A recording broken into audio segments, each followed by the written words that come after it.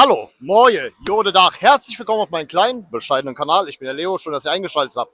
Ja, liebe Freunde, und damit willkommen zu meinem neuen Format, Gefühl, das verbindet. Ich besuche ganz besondere FC-Fans in diesem Format und heute sind wir zu Gast in Ihrefeld, im Ihrefelder Eck, bei den Fanclub Fedelsjungs. Sehr gute Freunde von mir. Ich freue mich sehr, dass ihr mich heute eingeladen habt. Sehr gerne. Grüß dich, André.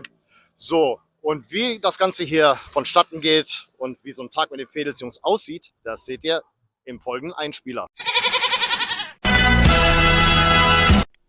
Im Herzen von Ehrenfeld an der Subbelrather Straße 349 liegt das Ihrefelder Eck. Eine dieser Kneipen, die noch nach Geschichte riechen. Wo man nicht fragt, wie lange jemand schon FC-Fan ist, sondern einfach mit anstößt.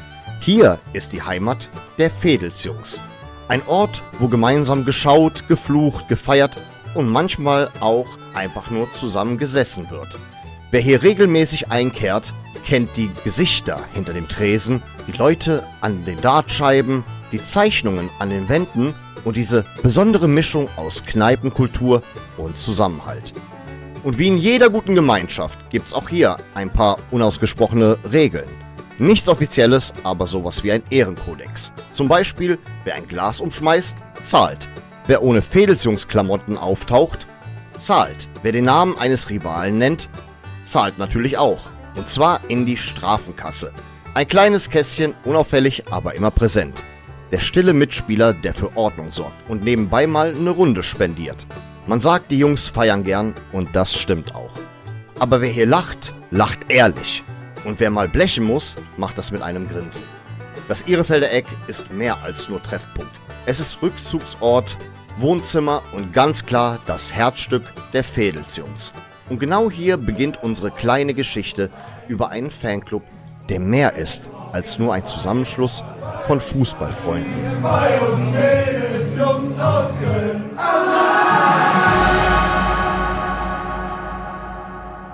So, liebe Freunde, ich habe mich hier mit den Fedelsjungs versammelt, um ein kleines Interview mit ihnen zu führen. Sie werden ein bisschen über ihre Geschichte erzählen, wie das Ganze hier in diesem Fanclub so abläuft und was ihnen so Besonderes macht. Ja, Freunde, dann erzählt doch mal, wie habt ihr euch eigentlich zusammengefunden und warum habt ihr irgendwann mal gesagt, komm, wir machen uns einen eigenen Fanclub auf? Ja, wir haben damals hier im Ihrefelder Eck verkehrt, haben immer Fußball zusammengeguckt und dann wurden es halt immer mehrere, die dann noch dabei gewesen sind. Und dann haben wir halt einfach mal so entschieden, hier mit Schweden und ich so immer, warum sollen wir nicht einfach mal so einen Fanclub aufmachen? Ne? Die Leute, die gerne dabei sein wollen, können gerne dabei sein. Und so ist das halt das Ganze entstanden. Ne? Okay, und wie kamt ihr eigentlich auf den Namen? Weil ich finde den persönlich so ziemlich einprägsam. Fedelsjungs, kurz und knapp. Ja, es gibt halt viele Jungs, die halt aus einem anderen Viertel kommen, ne? Wie zum Beispiel wir. Es gibt welche, die kommen aus Ehrenfelsgedau, welche kommen aus Bocklemünd, aus Nippes. Deswegen haben wir halt uns Fedelsjungs genannt, weil wir halt aus verschiedenen Vierteln kommen. Ne? Wie ich schon gesagt habe, sehr einprägsamer Name. Und wie lief das damals ab mit der Gründung? War das so etwas Spontaneres oder war das ein längerer Prozess? Ja, erst haben wir darüber gar nicht nachgedacht, ne? Und dann wurden es halt immer mehr und dann haben wir halt gesagt, warum sollen wir es nicht einfach mal versuchen? Lass uns doch einen Fanclub gründen, aber dass es jetzt so groß geworden ist, wie es jetzt ist, hätten wir nie gedacht. Ja, ich muss ja auch sagen, wo ich das erste Mal hier so aufgetaucht bin und die Jungs besucht habe, da waren das, wie viele Mitglieder wart ihr? 4, 5? Ja, wir haben, glaube ich, mit 5, 6 Mann haben wir angefangen und mittlerweile sind wir jetzt schon an die 35 Mann. 35 Leute. Ich habe jetzt ehrlich gesagt, der droppt so Zahlen wie von wegen 20 oder dergleichen, aber 35, das ist schon eine Ansage, muss ich im Nachhinein sagen. Und wie seid ihr dann auf die Idee gekommen, das Ihrefelder Eck so quasi zu eurem Hauptquartier zu machen, euch hier zu treffen und das Ganze hier so quasi von hier aus zu steuern und aufzubauen? Ja, weil wir halt hier immer Fußball geguckt haben zusammen. Ne? Was ich gerne Schweden fragen würde, wie bist du dem Jungen eigentlich so begegnet? Habt ihr euch schon vorher gekannt oder seid ihr euch hier begegnet? Ja, wir kannten uns schon vorher und haben uns dann öfters getroffen beim Bierchen, Fußball gucken. Und dadurch ist noch eine engere Bindung entstanden. Dadurch ist noch mehr diese Idee mit einem Fanclub entstanden, dass wir einen gründen. Und er hat mich direkt mit ins Boot gezogen. Ja, und dann nimmt das alles seinen Lauf. Ne? Ja, sehr interessant. Auch hier Kevin zum Beispiel, den habe ich hier öfter im Eck verkehren sehen. Und dann plötzlich Warst du dabei? War das auch so ein bisschen, was du das so beobachtet hast? Hey, coole Leute, coole Connection, sehr nette Leute. Oder wie war das, dass du auf die Idee gekommen bist, dich hier anzuschließen? Das kam aus dem Bauch raus, ne? Ja, du hast mit Jungs zu tun gehabt, so, Ja, ne? ich kenne ihn. Ja, Bier, ja. Faktor 1. Ne? Ja. Ich kenn ihn von der Schule, also. Ach so, sogar von der Schule aus, okay? Ja. Und in Schweden, den kenne ich karnevalsmäßig. Okay. Ja, da war schon immer so eine Verbindung da. Ja. Wer mich sehr interessiert, ist Flo. Flo, wie kam es bei dir dazu, dass du dich diesem Fanclub angeschlossen hast? Wie bist du auf die aufmerksam geworden? Ich bin durchs Internet auf die Fehde-Jungs aufmerksam geworden, weil ich einfach Bock hatte, mal so ein Fanclub zu sein, wo man halt auch einen so gesandten Namen zum FC. Ich bin seit ich klein bin, seit 98, wo ich das erste Mal im Stadion bin, zum FC gegangen und liebe den FC, das ist wirklich Liebe. Und dann habe ich den Kolb angeschrieben und er meinte, dann soll ich mal vorbeikommen und dann ist das so entwickelt worden und seitdem ist es so eine La Familia geworden, wo man halt in schweren Zeiten, wo jetzt mein Vater jetzt vor einem Jahr gestorben ist, waren die Jungs alle da für mich und seitdem ist es einfach La Familia. Ja, das ist ja auch etwas, was ich schon von Anfang an hier bemerkt habe, das Familiäre, dass man zusammenhält, sich gegenseitig hilft. Das ist mir auf jeden Fall sehr aufgefallen. Also bei Flo kann man auf jeden Fall sagen, das hier ist so quasi deine Ersatzfamilie, würdest du sagen, Richtig, ne? richtig. Auch wenn ich komme nicht aus Ehrenfeld, ich komme aus Zollstock, aber ich nehme mir gerne die Zeit und fahre hier runter und einfach wegen den Jungs. Es ist halt auch viel privat halt, wo wir zusammenhängen. Ne? Wenn der andere ein oder andere Probleme hat oder wir sagen jetzt einfach mal ein Beispiel, derjenige zieht um oder so oder sonst irgendwas, dann helfen wir halt dabei. Ne? Das ist halt nicht nur, es geht ja halt nicht nur um clubtechnisch, sondern auch um Privates, wo wir uns halt zusammenschließen und halt auch zusammen helfen. Wenn ihr euch so zurückerinnert, was würdet ihr sagen, war für euch bisher das emotionalste Spiel, das ihr zusammen geguckt habt? Also das emotionalste Spiel war gegen Union Berlin gewesen, da waren wir im Stadion sogar gewesen und wir waren schon auf den Absprung zu unserem Banner unten und dann fiel auf einmal das entscheidende Tor, also da sind auch schon bei ein oder anderem Mitglied die Tränen geflossen. Leider hat es nichts gebracht, wir sind nicht in der ersten Liga geblieben, Ja. aber das war das emotionalste Spiel für uns. Ja, ich war ja auch bei diesem Spiel. Ich erinnere mich noch, wie das ganze Stadion anschließend noch Weltmeister vom Ring gesungen hat, beziehungsweise sogar noch auf dem Weg zur Bahn haben das alle noch gesungen. Also in eurer gesamten Geschichte, da erinnere ich mich, da gab es einen besonders traurigen Moment. Unter anderem den Tod von eurem Mitglied Detlef im Mai 23, wenn ich mich richtig erinnere. Was war er für ein Mensch? Was hat ihn so besonders gemacht? Also mit dem Detlef hast du immer Spaß gehabt, wenn der hier war, ne? Da war wirklich, der ist aufgeblüht hier bei uns, ne? Der war am Tanzen, der war am Lachen, der war am Singen. Auch bei uns, wo wir die Tour gemacht haben, Vatertagstour, der hat nonstop von morgens an bis abends die Fahne getragen. Muss man ehrlich sagen, sowas habe ich schon nicht gesehen. Ne? Der ist trotzdem, auch wenn es so schwer ist, ein Teil von uns Fehde-Jungs und wird der auch immer bleiben. Also da erinnern wir uns auch gerne noch dran, was er alles für den Club gemacht hat. Vor allen Dingen, ich weiß, er war ungefähr wie viele Monate dabei? 3 Monate ungefähr, als es dann geschah? Ja, Ja. leider.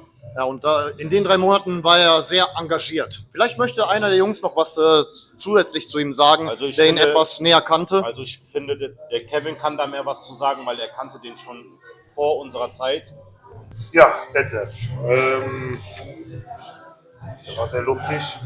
Also, der war immer da, wenn ich brauchte. Ich Hilfe brauchte, Rat gefragt habe. Er war da. Ja. Und der war einfach lebensfroh. Er ist wie der ist. Er war so. Er war halt naturbekloppt. Ja, ein Fehdelsjung durch und durch. Wahrscheinlich so die größte Wunde, die bei euch in eurer Geschichte hinterlassen wurde. Ja, hat auch mich persönlich sehr hart getroffen. Die Tochter hat mich angerufen, morgens früh um 4 Uhr. Hat mich angerufen, total am Weinen und hat gesagt, ja, mein Papa ist tot. Ich habe sie alle aus Bett geklingelt, ich habe sie alle angerufen, hör mal, der ist tot. Und, ja, es hat uns schwer getroffen. Und ich erinnere mich noch gut daran, dass ihr da eine Trauerzeremonie an dem Ort abgehalten habt. Ja, wir haben uns Bei dem Ort, wo der Mann gestorben ist, haben wir uns alle getroffen. Jetzt haben wir noch letzten Schluck getrunken auf ihn.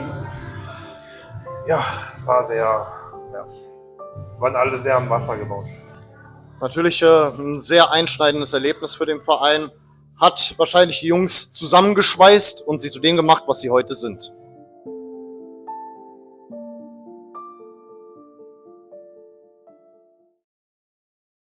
Ihr seid ja auch für eure Fanclub-Klamotten bekannt. T-Shirts, verschiedene Designs. War das auch ein bisschen der Gedanke, den Leuten das zu geben, was man sich manchmal beim FC im Fanshop selbst gewünscht hatte? Ja, sagen wir mal so, die Ideen sind so bei uns selber im Kopf untereinander mit Absprache entstanden, dass wir ein eigenes Ding machen mit unserem Logo schon alleine.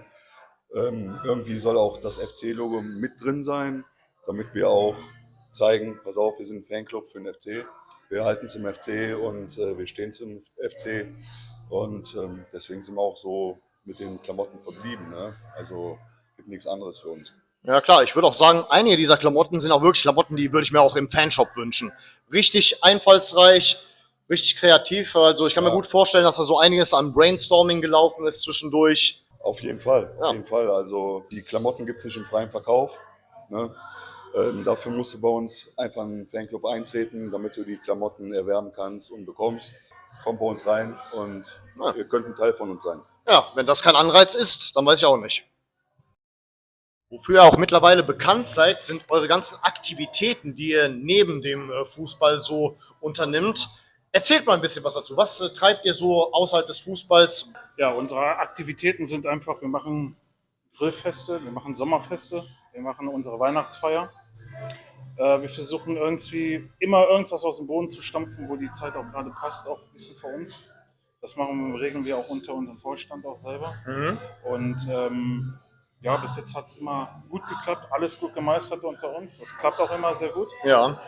Und ja, es sollte auch so bleiben, ne? Woran ich mich sehr gerne zurückerinnere, weil ich ja auch bei diesem Fest dabei war, das war eure 2-Jahresfeier. Das war ja ein ganz besonderes Ereignis, muss man im Nachhinein so sagen. Erzählt mal ein bisschen so über diese Feier, wie das damals so vonstatten ging, wie ihr so wahrgenommen wurde, wie ihr das organisiert habt. Ja gut, wir haben unsere 2-Jahresfeier hier im Ihrefelder Eck gemacht, haben auch einige Künstler hier auftauchen lassen. Es wurde gut besucht, wir haben auch gutes Feedback bekommen, dass unsere Feste immer super waren, auch von fremden Leuten, die wir gar nicht kennen. Ich kann nur sagen, die 2-Jahresfeier war super gewesen. Wir hatten danach hier auch noch, Deutschland hatten wir noch zusammen geguckt, die Leute hatten Spaß gehabt und es war halt alles auf lockere Basis und die Leute, die halt hier waren, haben auch gesagt, wir würden gerne bei euch bei den nächsten Festen gerne dabei sein, weil das denen einfach Spaß gemacht hat. So, mein persönlicher Eindruck war ja damals auch, ab dem Moment wurdet ihr auch ein bisschen mehr so wahrgenommen. Ab dem Moment habt ihr auch ein bisschen mehr so Feedback bekommen von anderen Leuten. Wir haben ja ganz klein angefangen, da kannte keiner unseren Namen. Wir haben uns halt immer mehr und mehr durch die ganzen Jahre oder halt durch Feste oder sonstige Aktivitäten haben wir uns halt immer weiter aufgebaut. Ne? Es kam ja auch ziemlich gutes Feedback von Fanclubs, die mit euch ziemlich gut in Kontakt stehen, teilweise auch befreundet sind. Wollt ihr auch ein bisschen was zu diesen Clubs, die mit euch so ein bisschen verbunden sind, sagen? Es gibt halt viele Fanclubs, die halt uns kennen, die halt auch befreundet sind, wo wir auch mal bei denen auf den Festen waren oder mit denen wir uns getroffen haben. Ja, das läuft alles human ab. Ne? Also wenn wir uns treffen, dann trinken wir auch gerne ein Bier zusammen oder sonst irgendwas. Wenn was ansteht, wir unterstützen uns halt gegenseitig. Auswärtsfahrten oder so, ne? Wenn da irgendwas von einem Fanclub angeboten wird, wird dann halt der ein oder andere fährt dann von uns dann halt auch mal mit denen oder wir fahren mal zusammen dahin mit denen zum Auswärtsspiel. Aber so halt vielleicht auch mal ab und zu mal ein paar Treffen, wo wir halt mal spontan dahin gefahren sind oder die sind spontan hierhin gekommen. So lief das halt alles ab. Ihr wisst ja, ihr füllt das Verbink. Und abschließend noch ein paar Fragen zum Thema Zukunft. Ich sehe ja mittlerweile, hier wird die Fackel weitergereicht an die nächste Generation. Ja, Luis, dann hau mal raus. Wie kommst du dazu, dass du ein Fädelsjung geworden bist? Also, mein Vater hatte mit dem Kolb schon früher sehr viel Kontakt. Und dann hat mein Vater mich mal mit hier in die Kneipe genommen, hab ich das hier gesehen habe mich sehr dafür auch interessiert, weil ich bin auch Kölner durch und durch. Das sieht man. Und dann habe ich mich interessiert, habe mich informiert, habe dann halt die hier alle kennengelernt. Die waren immer sehr hilfsbereit zu mir.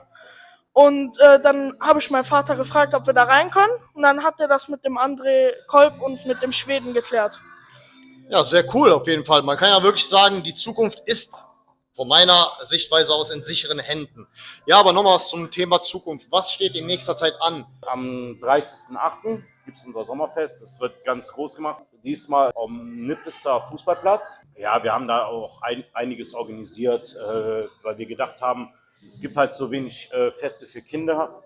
Ne? Es geht halt nicht rein um Erwachsenenfeste oder es sollen auch die Kinder mit einbezogen werden.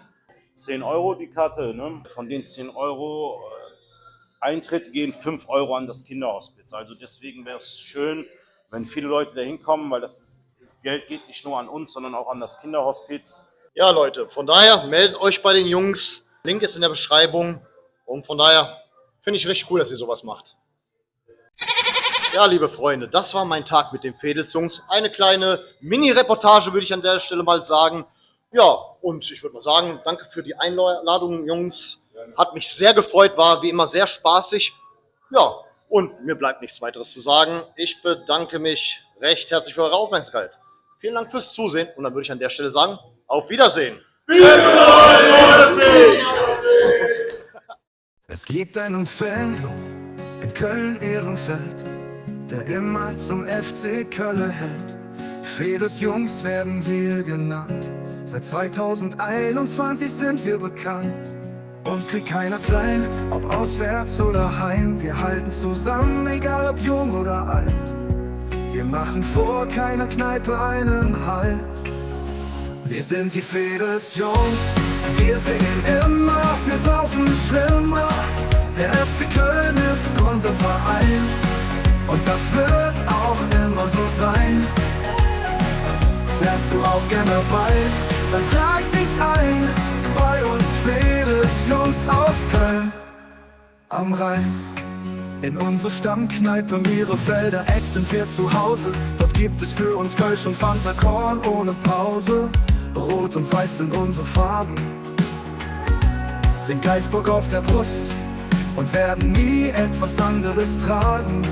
In der Nordkurve singen wir unsere Lieder, FC Köln immer wieder. Wir sind die Veedels-Jungs, wir singen immer, wir saufen schlimmer. Der FC Köln ist unser Verein und das wird auch immer so sein. Wärst du auch gern dabei, dann trag dich ein. Bei uns Veedels-Jungs aus Köln am Rhein.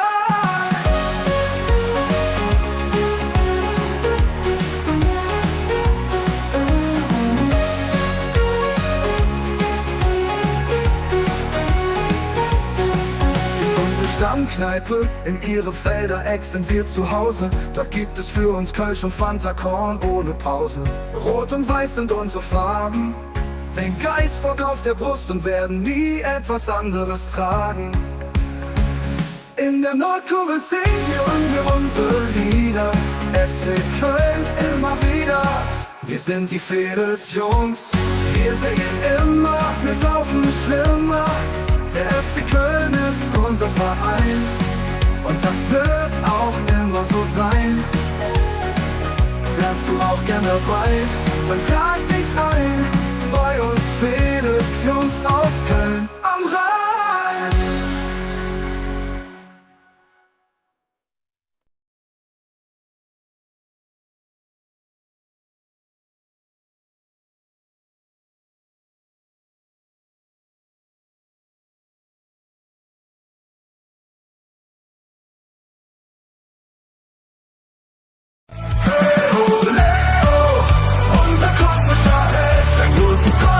Das Beste der Welt, Trikots total, zusammen ist sie alt.